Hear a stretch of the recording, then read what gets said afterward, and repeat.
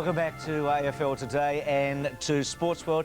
A tremendous game again yesterday. We've had 4 very good finals out of 6 so far, and yesterday's was one of the 4. The second half tremendous, with Geelong coming back within a kick of West Coast twice in the last quarter, and in the end it looks comfortable enough on the scoreboard, but it wasn't. It was 11-13-79 to 8-16-64 as we go and take a look at some of the highlights. A miserable wet day. Maybe Michael Malthouse was saying a prayer about the toss, because West Coast did win it and had the advantage, but they took a long time to take advantage of it. But a 50-metre penalty that Malcolm Blight reckons was significant halfway through the first quarter, and West Coast were able to kick 3 goals in a hurry, and Sumic the first of 6 for him. Here's Paul and Lockyer. Now, Neville Bruns wasn't too happy with Peter Matera after this incident, and if you watch closely, you'll understand why. Bruns going to the ground. Now, well done, Brunsy, because I think I just counted 2 there. What it's all about. Get in there, have a go. Now, Brunsy, let's hope he doesn't retire, because he did play superbly well. Well, Lewis didn't get a lot of kicks, didn't get a lot of touches, but what he did, as you'll see right at the end of the clip, was very, very significant. He kicked 2 goals in a low-scoring game, and he did give Sumic 2 very late. Now, this was not touched. Here's Stoneham. No way McIntosh got to that one. Now, the goal umpire would have gone to the field umpire, I guess, and it would have been touched off the boot, but it was through for a goal. Now, that one wasn't paid to Geelong, but this one was a few minutes later. There we are, touched 1 point, and gee, we've slowed that one down. But this one was paid. Now, it seems extraordinary, doesn't it? If West Coast had have been beaten by a point, well, they might have had something to protest about. Not that it would have got them very far. This was the first goal after half-time. And I think it was 33 points the margin there, and they looked, well, West Coast looked like they were careering away. But Geelong, to their credit, fought back quite magnificently. Bairstow had a superb match. That goal was a real lifter. And Geelong were back in business. There's a Worsfold and McIntosh running into one another. A bit lucky there off Spencer. Very good goal by Scott. One of 2 goals that he kicked in the second half. Quite a few of them running through yesterday, and that was one of them. Well, that could be just the one they want. And it was just one they wanted. Now, this was important. A minute to go before 3/4 time. Geelong had taken the ball out of the centre. Heady takes him out. Now, Chris Lewis would have got a free kick maybe. Buse hanging on forever, but that one going through, the forwards had come out and left the gap there, and Heady going over the top. We go to the frantic last quarter. Paul, what a good player he's been for Geelong in the final series. That one to give the Cats something to think about and get that momentum going for them. They were really pumped at this stage and coming home very hard at West Coast. So it was going to be a huge task. Stoneham and Bruns. Oh, Worsfold, what an effort this was. It was a great kick, and it was just as good by Worsfold to touch it right on the line. Things were getting desperate and very, very exciting. And Malcolm, not good for your health, but maybe you have to calm the nerves some way. This was a terrific bit of play again by Worsfold. He smothers again in a minute. Mansfield kneeled, kicks the goal. He's also been a bit of a revelation at Geelong this year. Now look at Lewis here. Oh, this is special. He's looked at Sumic. It's good foot, isn't it? It'll roll through. Element of luck maybe in the end. Now, Scott, terrific goal, this one. As Sandy said so cleverly yesterday in the call, the reject's back as he kicks a goal. And it was high excitement at this stage. But West Coast, well, look at Lewis. Look at this. Bang. Heavy, wet ball. And look at the kick to Sumic. So twice in the last quarter under real pressure, Lewis was able to set Sumic up. And really the game was won there, and it was won for dead sure here. I'm not sure if Burke or Djakovic actually got the thump here. A bit of both. Hart snared it, ran 8 metres and thumped it home. And, well, maybe Malcolm Blight's face says it all here.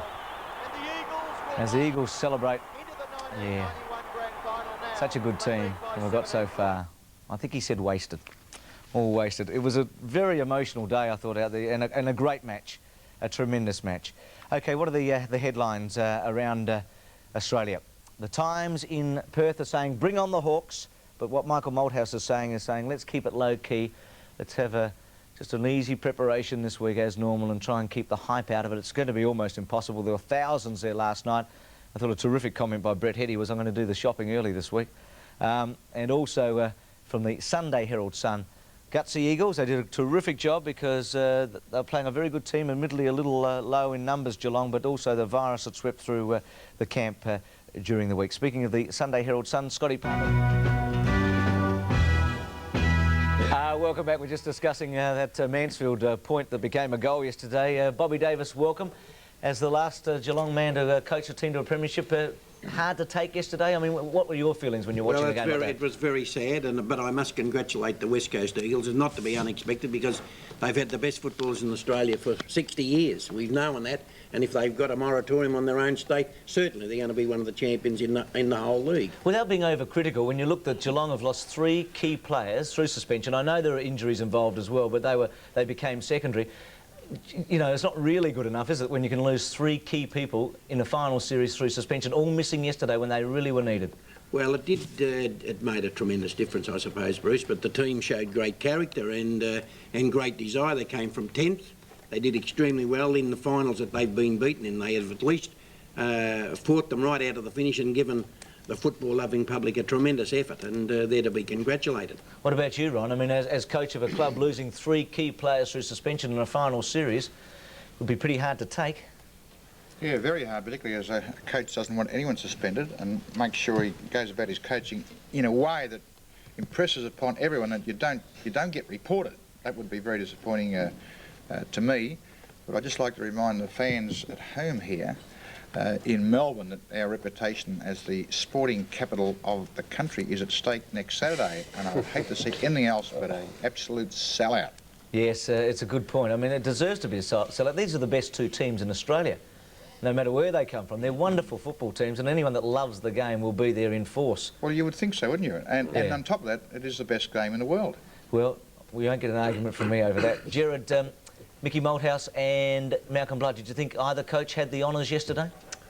Well, I was a little bit disappointed with Blight not taking the big fellow off a little bit earlier in the second quarter. Hooper. I thought that was just a little bit slow, but I thought both coaches did quite well, and what we saw was the result was the side that was the best side won on the day, and I think the West Coast. But I'd just like to make one point on this all-Australian side, Bruce. There's going to be some disappointments, and obviously it's going to be a little bit controversial, but if players weren't disappointed about missing out, well, it wouldn't be the great thing that it will be in 50 years. So we're talking about the AFL All-Australian team, which will be announced on Monday night after the Brownlow medal. It's part of the telecast, and it's going to be one of the most prestigious jumpers or blazers to win in the future. I think it's a tremendous innovation. No, they won't be able to buy it at Kmart, Bruce. I hope not, Bob. I hope not. Well, in 20 years' time, this will be one of the, or even 5, or even this year, it's going to be one of those sought-after things. I'll just make one other point. Scotty Palmer, your gag will be, your mole will be sought out and he will be destroyed. Are you saying that Scotty knows the team and hasn't told us? Well, I guess well, it would seem strange, Bruce, that one of the teams playing in the grand final wouldn't have a representative in it. You just cannot help yourself, Bob. What are you talking about, right? Okay, Bob, Bernie, Barry Stoneham starting at full forward into the breeze. I know he kicked the first goal. Was that a surprise to you? Well, that had probably been pre-planned, I'd say, Bruce, and it was just that after the toss had been won by the West Coast Eagles, Malcolm Blight then had to make the changes, so it would have been a pre-planned move, and they would have hoped they'd won the toss and Stoneham would have been there to kick the goals with the wind. Ross Glendinning, I'll ask you a personal one. Where was your heart 10 minutes to go? I mean, you've had some disagreements with West Coast this year, or maybe disagreements are not the word. Maybe some constructive criticisms of the club and the things that have happened. You've proven to be correct. I think the best side won at the end of the day. Yeah. Very diplomatic. It is. I mean, well, I think Geelong as a Western was the third Australian best side through the season. Okay, well, what I'm getting at, Ron Barassi a moment ago has said, basically, you know, as a Victorian, he wants it to be a sellout, and I'm sure if you asked Ron, he'd probably prefer a Victorian team to win. Do you have a feeling that you'd like the Western Australian team to win?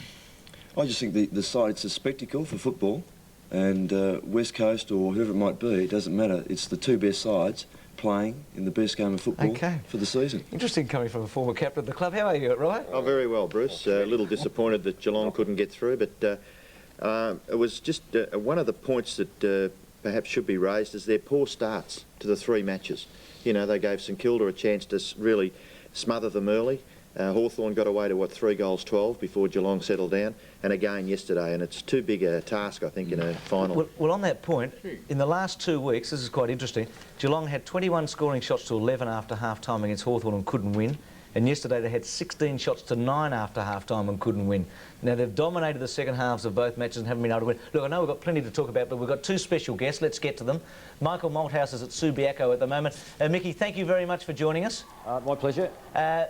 You've talked about trying to keep things low-key. You had a lot of people last night at the airport. It's going to be very hard for you this week. I know you've snubbed the parade on Friday.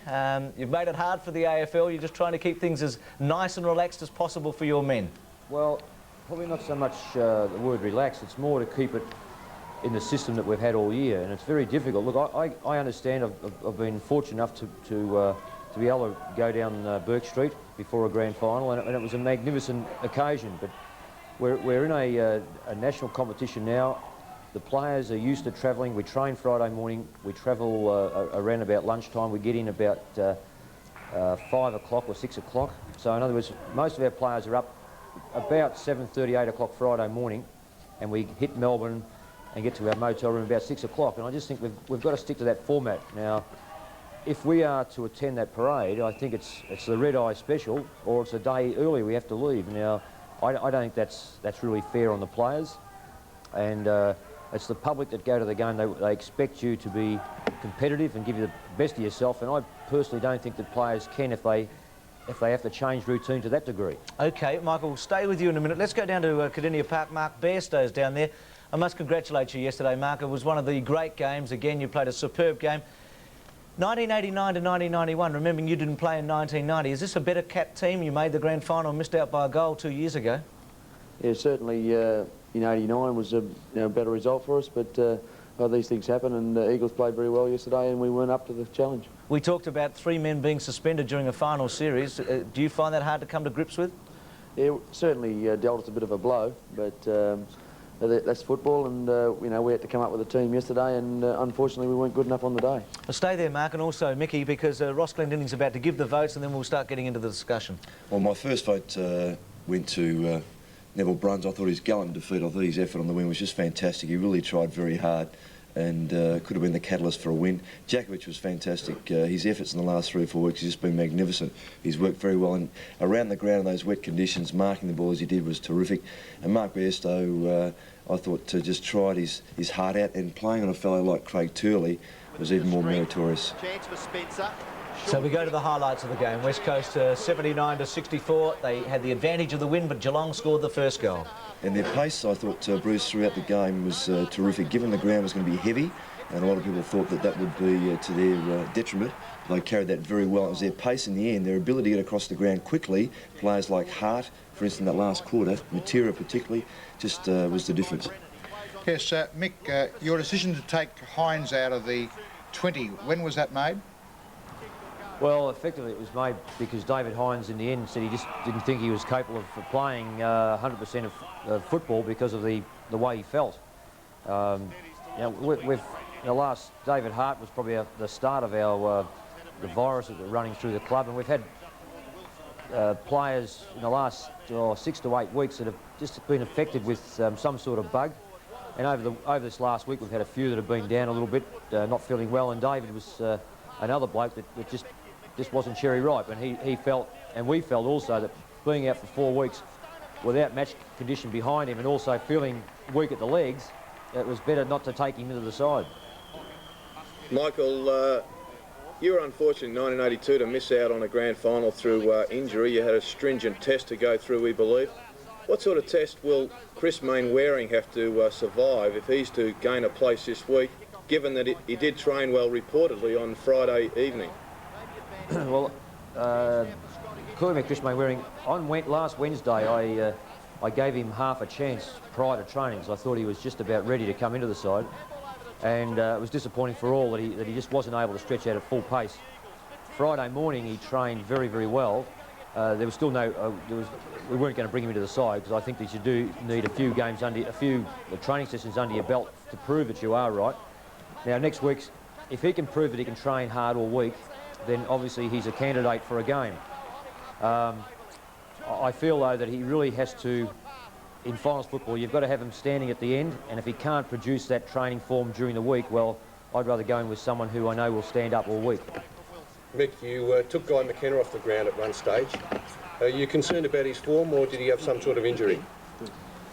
Well, as I keep explaining to our players, that it's not 18 that wins the game of football, it's the 20. And when you've got two interchange players, you rotate them around to put them on Geelong's, or in this case it was Geelong's players that were maybe causing a bit of damage, and or to try to change the flow of the game. And as it turned out, I was keen to get Dwayne Lamb back on the ground. And under those circumstances, Guy McKenna was the logical choice to come off.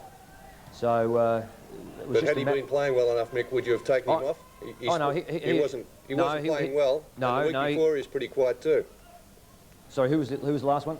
He was very quiet the week before, also, Mick. So is his form some sort of concern? I didn't think he played particularly well yesterday, and he's the first to admit that he didn't play well yesterday. I didn't think he was that bad last week. He's a player that does give us a great deal of run. I guess the conditions weren't suitable to Guy McKenna, but he's adjusting as time goes on. He's only a young man, 21, 22 years of age, but he'll be back, and he'll be back very hard. Mark, is there any answer to what Geelong's early start of the three matches, the three finals? Can you put your finger on it? No, we talked about it during the week leading up to yesterday's game, and we tried to play a sort of a lower key into the first term, but unfortunately we started slow again, and unfortunately a couple of 50-metre penalties cost us early in the game, and the Eagles got away to a good start. Mark, did you think that there was too much hype made of Geelong's ability to play in the wet? Oh, not really, Bobby. Obviously we've done okay in the wet in the past, but the Eagles are a very adaptable side also, and they can play in the conditions as well. And I don't think the conditions had much to do with it at all. I think our slow start probably cost us early, and we were playing catch up for most of the afternoon. Toby, on a positive side, have you enjoyed having Gary Hocking working with you rather than changing with him throughout the course of a game? Yeah, Rossi, Gary's a very good player, as you all know, and he works very hard around the ground, and he's a great bonus for us in the centre. Obviously, yesterday probably wasn't at his peak form, but he's been a great player. Mick, were you a little bit surprised to see Big Burke not open up at the centre bounce? Well, I thought that Geelong would use their bigger player, either one of them at full forward. That was either Hooper or Burke. So I guess it was a toss of the coin. I think that probably Burke is a better marking player in around the goals than perhaps Hooper is. So therefore Hooper's choice in the ruck was no great surprise. I suppose the surprise was the fact that Stoneham lined up at full forward, not centre half forward. But that's just an adjustment to making our players fall back onto the system if they have certain changes, and you've got to match them. So that's just the way it worked out. Michael, Chris Lewis, was he one of the ones that's been affected a little bit, or did you just keep him away from the game a little bit more than usual? No, Chris hasn't been too well in the last week or two, and we desperately wanted him to have some run in the last quarter if we needed him up on the ball, and a couple of times we dragged him up to play as a centreman, and he got the ball a couple of times, but Andrew Buse was a very good contributor for Geelong also. But Chris has got the ability to kick that miraculous goal, as he demonstrated into the wind in one of those quarters. And I hope you can hear me. We can, Michael, yeah. I think he's selling heralds, isn't he? Oh, I've got no idea what he's doing. Mick, would you consider that Djakovic and the other youngster, McIntosh, have been a real big bonus for you this year? Well, a bonus in more ways than one. One, they give us the enthusiasm, and two, they give us the opportunity to throw them at either end of the ground, and in Glenn's case, of course, he's now played on the ruck a few times, so they've been a real bonus to the club. And the young men, 18 years of age, so they've got a lot of football in front of them. Mick, would you like to get more out of Dean Irving throughout the course of a game, rather than putting so much pressure on Glenn Djakovic? I'm sorry? Would you like to get more out of Dean Irving, Mick, rather than putting so much pressure on Glenn Djakovic? Look, I guess the case yesterday was that I would like to have brought Dean on during the course of the game, but the conditions weren't conducive to playing the extra big man in the forward line. When I was looking through the Geelong side, I thought we may, if it had been dry, may have just been able to exploit them a little bit more on the back line by having perhaps Dean Irving sitting in a forward pocket. And it wasn't the case, because the ball was going to be on the ground probably 90–95% of the time, and unfortunately he had to sit on the bench. Now, you can change it around by Glenn Djakovic coming sitting on the bench and throwing Dean Irving on, but we had the momentum up and I didn't want to drop it away or change the system when we control the game probably during the third quarter. In the last quarter, because it was so tight, I thought that Glenn's ground coverage is so good that we would leave him on the ground and let Dean, unfortunately, would have had to sit on the bench. Michael, thanks for your time. Lee Matthews said last year there's no substitute for playing. Coaching's great, but not for playing. You'll find out next week if you win. We wish you well. Mark, I've got to ask you one question. Are you playing next year for Geelong? Yeah, certainly, Bruce, yep, and looking forward to it. Well, that's terrific news. Can I just say two things? Of course you can. One is about Geelong. I thought, if I can just say how magnificent I thought they fought the game out. Been an admirer of the Geelong Football Club, the way they do handle themselves. And there's been a lot written about, and I've been trying to take the heat off the players by saying we don't worry about who's out, just concentrate who's in. But they, under the circumstances of losing those players, I thought they were fantastic, the way they fought it right out to the end. And if I can just give a plug to our local competition here, we've got our WAFL Grand Final today, and this show does come across here. It's a terrific day for football, and I'd like to think that the West Australian public can get behind both Subiaco and Claremont in their quest for a final. Good on you, Mick. Thanks for that. And Thanks very much. See you at Waverley on Saturday. We take a break, back with plenty after this. Alan Joyce boasts one of the most remarkable coaching records. It's only a short one to date in football, though. 3 years ago, his team won by a record margin in the grand final. Didn't coach for the next two. He's back coaching Hawthorn this year. They're in the grand final. Joins us right now.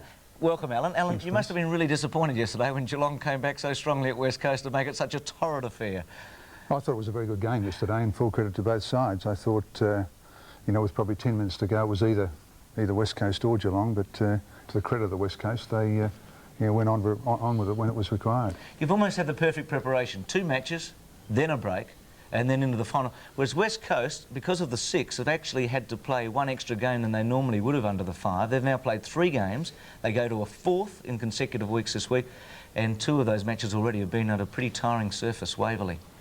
Yes, I think at, you know, only 5 o'clock next, Saturday night will tell whether, we've had a better preparation or they have. But, I think, our circumstance against Geelong 2 weeks ago was one where I think to have that extra week and allow the players, that extra week's time to get over the few injuries.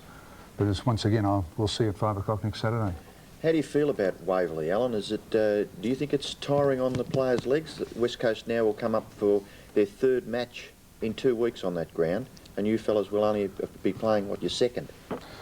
Yes, I think, I think it's a very big ground, obviously, and the conditions yesterday wouldn't have helped. But, we've played, I think, 11 or 12 games there this year. We like it. It's a ground that we, really enjoy playing at. So, Subiaco is a very big ground also, probably bigger than there, but the surface is different, obviously. Would you be hoping for firm conditions for next Saturday? Oh, yes, I think we all would. I think, a good day for a grand final is something we all would wish for. Now, your predecessor, Alan Jeans, spent many months coaxing him back to play. Scotty Palmer says he's 50-50. Tell us about Chris Mew's chances. Yeah, he'd be right, Ron. I'm sure he'd be right. There was no use pushing him yesterday. He wanted to really go when we trained at Collingwood yesterday, but I was prepared just to pull him back a little bit. We've still got a week to go, and it was very ordinary conditions yesterday morning when we trained, so he should train fully on Monday and Tuesday of this week. All going well, he should be right. Alan, you had experience in Western Australia as a coach, didn't you? And you've seen them over there. Were you surprised that they've got a very good team? Oh no, they're, someone mentioned here, you mentioned before, Bob, that they've got some of the best footballers that ever played in the game that have come out of there, and I think, the conditions over there, allow for skill. Yeah. And skill is one of the things they've always been very good at. When I went there to coach in the 70s, it was the thing that I noticed very, quickly over there. The conditions are just perfect to play football. Alan, do you think this game next week could be decided by 2 of the youngest players on the ground, Glenn Jakovic and Stephen Lawrence in the centre? Yeah, it could be. I think he's done extremely well, Jakovic, and I've watched him over in the last 2 games. He's been exceptional, and yesterday again he played very well. Alan, any other injury problems coming into next week? Dermot's knee, has that come up okay? He's trained well all week, Bernie, and he'll definitely be right. What about Dunstall? Full forward, there's been some talk that he's had a hand injury and an ankle injury. No. Will he be okay? Yeah, Jason trained well yesterday. And what about Ben Allen's been a fantastic player through the year. I think along with Lawrence, he's really taken the pressure off the older players, particularly Allen with Platten. Yeah, he's done well, Ben, and I think he had a grounding last year in the seconds and had a couple of runs in the seniors, but he's been very good. And once again, his skill level, coming from WA, from Claremont, has been exceptional this year. Alan, just a bit of insight into your coaching. Your statisticians, where do they sit? How close to you do they sit? Sit in the box with us, Ryan. So you're able to talk to them during the quarter and get a rundown on something? Yeah, we get a rundown all the time on what's going on from the box, yeah. Not just rely on the quarter time? No, no. No, we get it continually. Yep. Alan, you must be very pleased with Gower's re-emergence, a tall wingman and possibly one of the players that could upset the West Coast Eagles a little bit with his extra height on the wing. He's done well, Jared. You know, in '88, when I had them in '88, he was only the last game of the year against Geelong where he did his collarbone. And he probably would have played in that grand final. And in the last couple of years, he hasn't, you know, come forward the way he probably would have liked to. But in the last month, particularly when we got the opportunity when Chris Mew got injured, he came back and he's done very, very well. And can we expect to see Morrissey line up on Lewis again? Oh, we'll have a look at it this week, but, you know, we'll see what happens. Alan, we're just having a look at 1988 and the grand final. I mean, this seems a stupid question, but do you think it would have been better for you now as a coach to have had a closer game that day? I mean, you must have been able to sit back and relax pretty early on. Well, I think, you know, I was only saying to someone this week that, you know, the AFL today is that competitive each week. And I think, you know, you've seen it all through the finals. And, you know, every week's a contest. And, you know, we played in Perth and won by, I think, the last two games. We won at the 25, 26-minute mark of the last quarter. So, obviously, this one will probably go down to the wire as well. Alan, training for the grand final this week, do you have just a select squad, or do you keep most of your players together? No, we'll keep the 33, Bob, that we started with 4 weeks ago together, right through till Thursday. Right through until... Yes. Do you know the team, Alan, right now? Could you, I mean, you're not going to tell us, obviously, but could you place the team right now if we wanted you to, and you were agreeable? Oh, we've got a fair idea, yeah. Thought you might. OK, Alan, good luck. It's been a terrific year for you again and for the club. It's interesting, in 1988, you won 19 out of 22 and won the grand final. And West Coast have won 19 out of 22 this year coming into the final, so... What are you saying, Bruce? I reckon it's an even money bet, don't you, Alan? We'll see. Thanks, mate. Alan Joyce, who will carry the hopes of Hawthorn on Saturday. It's going to be a tremendous match. Back with marks and goals after this. To SportsWorld, we're about to take a look at the marks of the week in just a moment. Ross Glendinning and Robbo. The good marks taken over the last week. These early marks come from the match last Sunday. Darren Bennett, good grab. Watched his skill from Gary Lyon, one hand, just class all the way through. And this next one, I just wonder whether Earl Spalding held onto this long enough. Of course he did. Well, fair enough. Yeah. Glenn Jakovich often spoke about lately. Strong mark.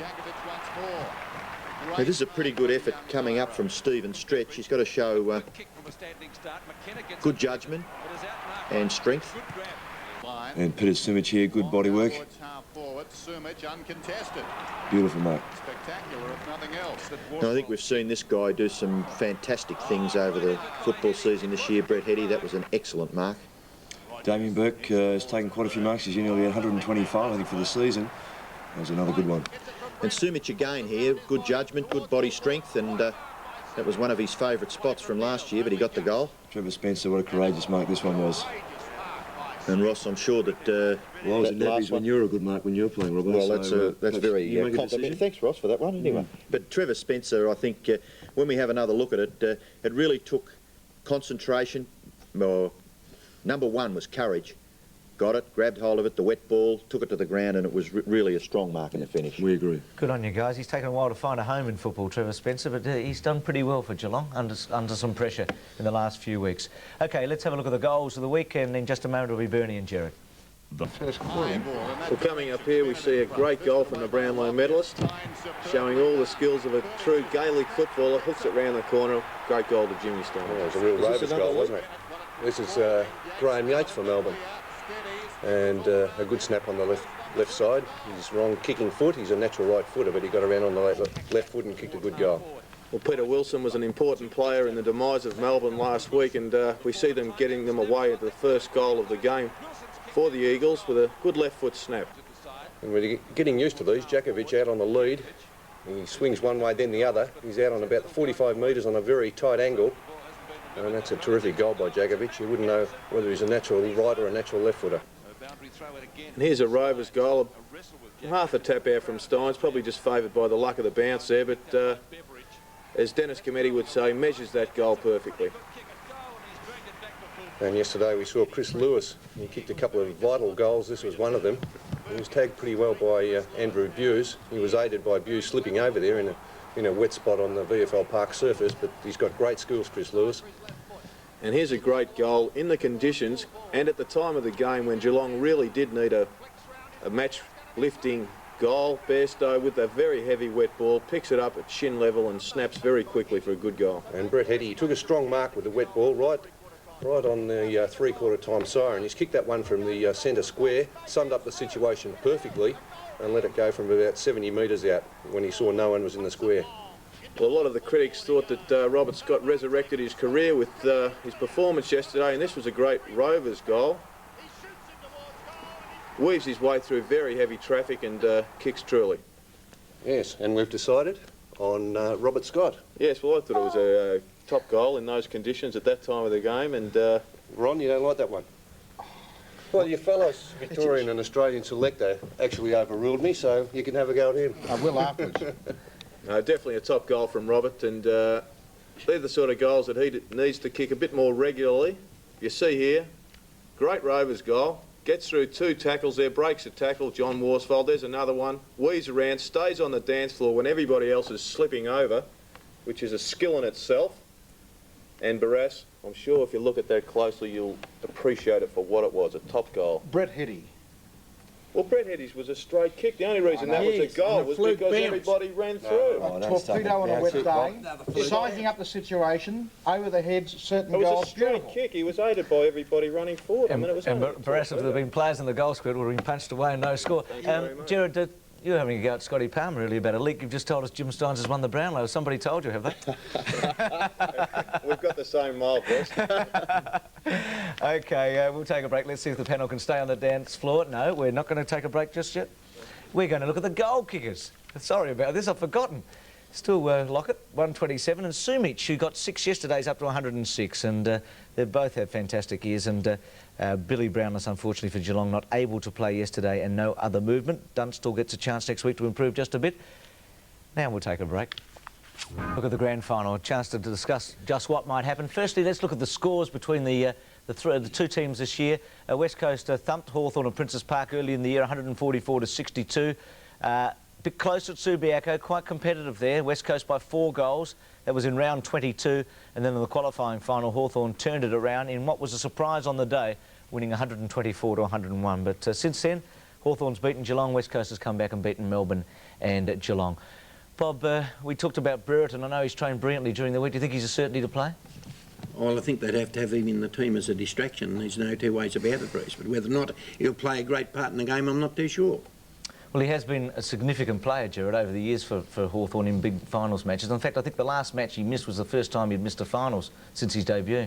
That's right. Brereton's track record is impeccable in grand finals. He had that one slip-up, of course, on Reece Jones a couple of years ago, but there's no question that Brereton will play a major part in this grand final. So who gets dropped for Brereton, considering that Hall came in for him, and you wouldn't want to drop Hall? I know he got concussed in the last match, but who goes for Brereton? Well, at this stage, it probably looks like young Robram.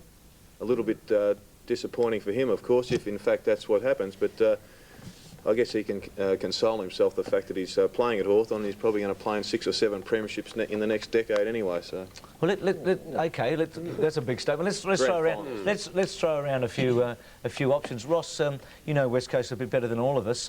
Who might they play on Paul Deere and who might they play on Platten? Well, I'd like to, in asking Mick earlier on about Dean Irving, I'd prefer to see Irving in the ruck, let him stand up and be counted, and I'd prefer to see Glenn Jakovic thrown into centre-half back on Deere and not have that role of Jakovic versus Lawrence, take the pressure off him. Who gets Platten?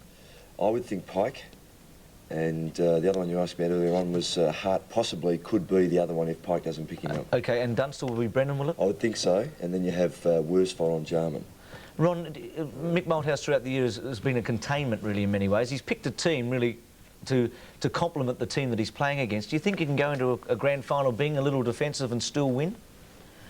Well, I think you've got to be both defensive and attacking. I mean, you can win by negating and you can win by... But is it fair to say that Malthouse's both tactics are basically negate and then win from there, or is that unfair? I think that's a bit unfair. I think now he's got an attacking side. I think he would favour the attack side, but you've got to do both. In fact, why shouldn't you do both? I can't think it's understand just manning up. I mean, it's like Bairstow and Tully yesterday. Tully wasn't tagging, he was just manning up, and one comes out on top, but it's not really negative, Bruce, I don't think. OK, Hawthorn has the advantage, do you think, by having a week off? Oh, I think so, particularly after a long, hard season.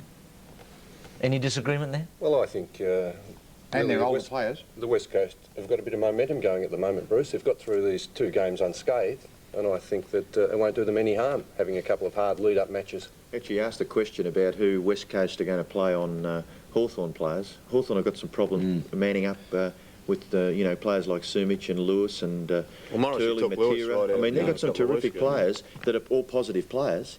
Oh, no doubt about that. They've been tremendous. You mentioned the statistics earlier. 19 wins out of 22. It's the same as Hawthorn, what, a couple of years ago, you said. The interesting thing is they've both got great records at the park too. West Coast's been there 5 times this year and won all games. Well, they're both modern running sides, aren't they? They're probably the most skillful sides, the 2 greatest skillful sides ever to have played the game. Yeah, I'd say so. Yep. It's a big rap. Well, I guess if the game's improving... the development of the game, I mean, these 2 sides, their skill level on both sides is unbelievable, and the competition to get into that West Coast side, well, you've got to have exciting skills just to even get a look in. We're not talking about natural skill, natural born skill. We're talking about developed skill as well as natural skill. And also the defensive skills, Brass. Particularly the pace of the game too. If you can dispose of the footy at that pace. Tap-ons and knockouts and stuff like that. Well, if the game is evolving every year, then surely these are the best 2 teams we've seen. A different game at Waverley to what we might have expected at the MCG? Not much. A bit more running, a bit more open space. That's about all. OK, what about a selection, Bob? We've got to rush through this. Give us just... I think that the West Coast Eagles will win. Ron? No, I think Hawthorn, their track record and their experience will count. Jared? Yes, well, last week I thought the West Coast with their momentum, but at the moment I think they just might be 12 months away, and the experience factor of Hawthorn will get them over the line. Bernie? Yes, Bruce, I think the West Coast will win. The only problem is they haven't played in the grand final before, and maybe that will tell against them. Ross? Yeah, I just favour the West Coast because their youthfulness, just their run. Robbo? I'm a little bit with Jared. I think the experience will be the difference with Hawthorn. See, that's not bad. 3 for 3. So that's even money. Split it, Bruce. Couldn't get better than that. Yep. I like West Coast. They've been the best team all year. I think they'll win. Anyway, I'm not much of a judge. We'll take a break. Don't forget the Brown...